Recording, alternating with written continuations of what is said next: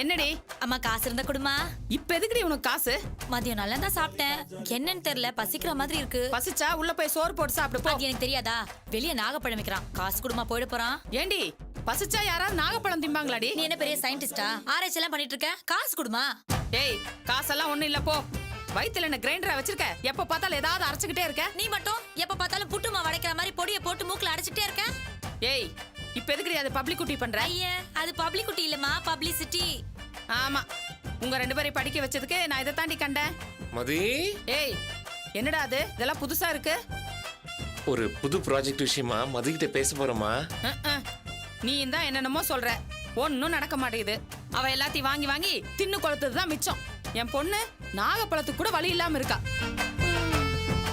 கவலைப்படாதம்மா, இந்த தடவை பெருசா பிளான் பண்ணிருக்கேன். கண்டிப்பா ஒர்க் அவுட் ஆயிடும்.